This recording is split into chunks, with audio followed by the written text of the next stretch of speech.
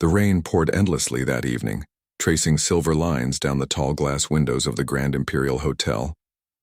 Inside, marble floors shimmered beneath golden lights, and guests glided through the corridors in quiet elegance. But at the far end of the hall stood a man who didn't quite belong. A crisp white shirt, a simple leather bag, and eyes that carried a story no one could see. His name was Adrian Cole, a self-made millionaire, owner of the very hotel he was pretending to stay in. Yet tonight, he wasn't here as the owner. He was here searching for the truth. If you believe in kindness, compassion, and second chances, make sure to like, comment, share, and subscribe to Kindness Thread, because stories like this remind us that even the smallest hearts can carry the biggest lessons. Adrian built his empire from nothing, a man who had once known hunger, failure, and sleepless nights. But lately, wealth had created walls between him and the world he once understood. He heard whispers, complaints from staff, stories of unfairness, and he needed to see the truth for himself. So, under a fake name, Adrian booked a modest room.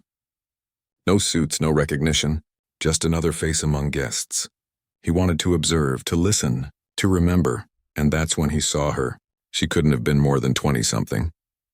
A bright blue uniform, yellow gloves a size too big, a tired face, not from work but from life.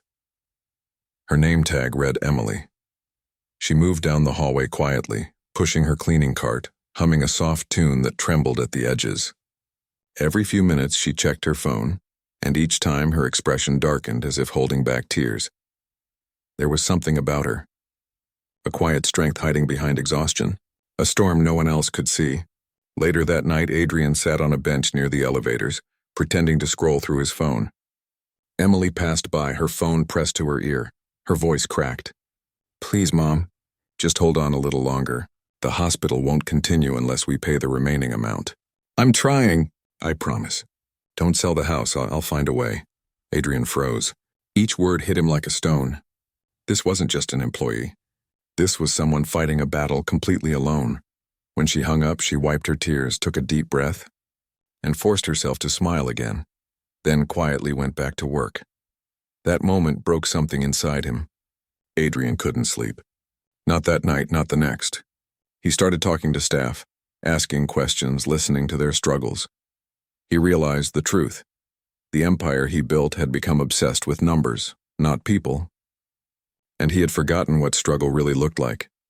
Then one afternoon he saw Emily again, weaker, exhausted, begging the manager for an advance to pay for her mother's treatment.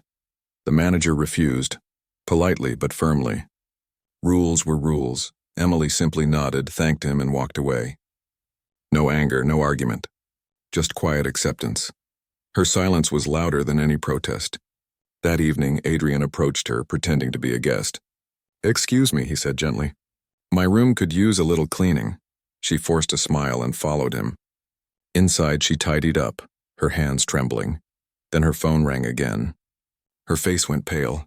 "No, please don't stop the treatment," she whispered. "I'll bring the money tomorrow." "Please." The phone slipped from her hand.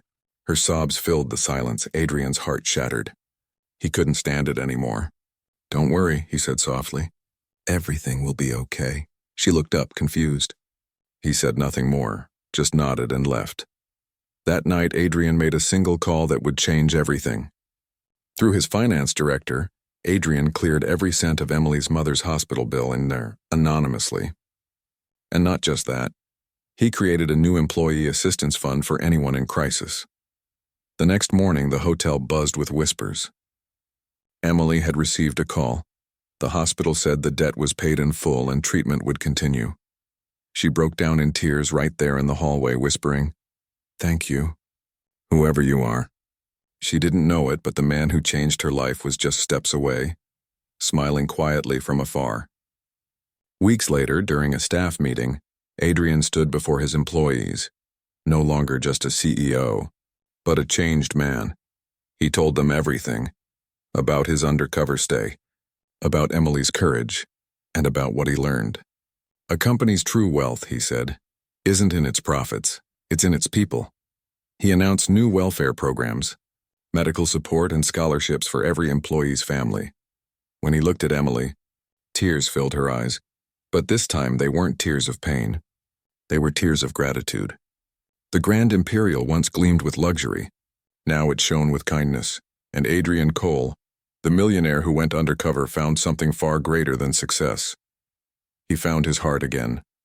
If this story touched your heart, please like, comment, share, and subscribe to Kindness Thread, because when we share kindness, we remind the world what truly matters. Special question: what would you have done if you were in Adrian's place? Tell us in the comments, because sometimes the richest hearts belong to those who remember what it feels like to struggle and choose to lift others up.